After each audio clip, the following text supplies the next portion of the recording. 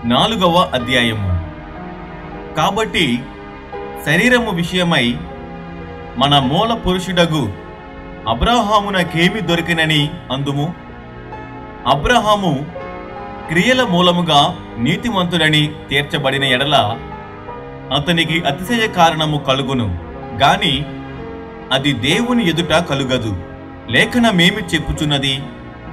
అబ్రహాము దేవుని నమ్మెను, అది అతనికి నీతిగా ఎంచబడెను. పని చేయువానికి జీతము రుణమే గాని దానమని ఎంచబడదు.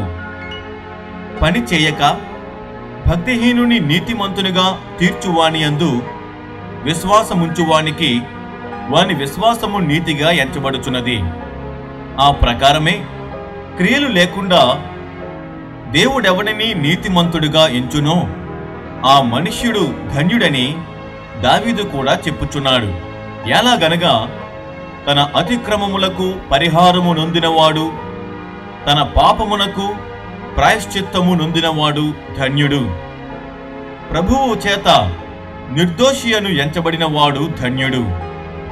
ఈ ధన్యవచనము సున్నతి గలవారిని గూర్చి చెప్పబడినదా, సున్నతి లేని వారిని గూర్చి కూడా చెప్పబడినదా? అబ్రహాము యొక్క విశ్వాసమతనికి నీతి అని ఎంచబడిననుచున్నాము గదా. మంచిది.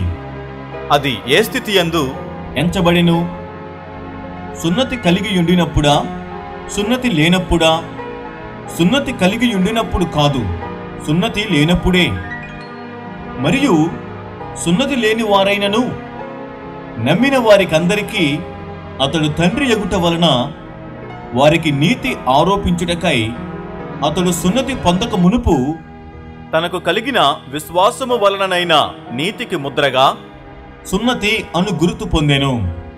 మరియు సున్నతి గలవారికిని తండ్రి ఎగుటకు, అనగా సున్నతి మాత్రము పొందినవారు గాక మన తండ్రి అయిన అబ్రహాము సున్నతి పొందక మునుపు అతనికి కలిగిన విశ్వాసం యొక్క అడుగు జాడలను బట్టి నడుచుకొనిన వారికి తండ్రి అగుటకు అతడు ఆ గుర్తు పొందెను.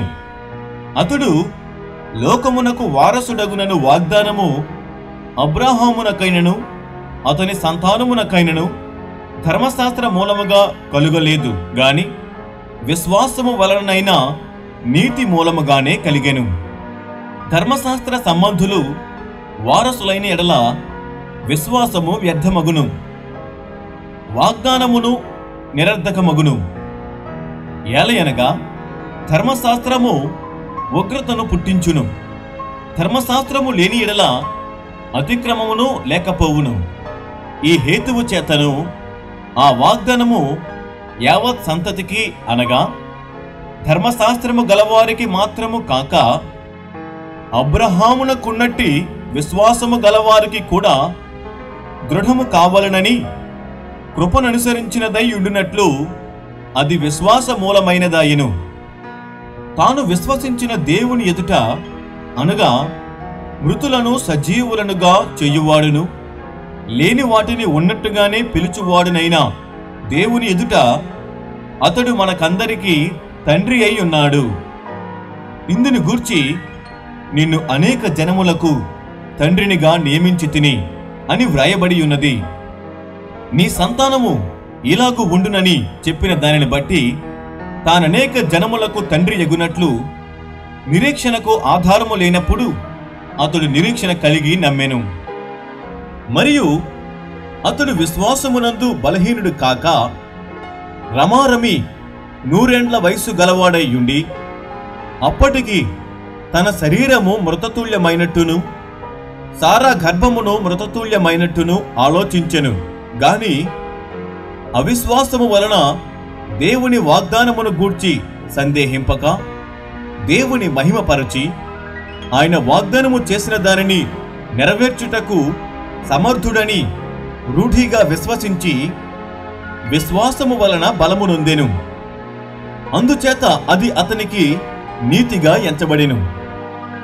అది అతనికి ఎంచబడినని అతని నిమిత్తము మాత్రమే కాదు గాని మన ప్రభు అయిన యేసును మృతులలో నుండి లేపిన వానియందు విశ్వాసముంచిన మనకును ఎంచబడునని మన నిమిత్తము కూడా వ్రాయబడెను.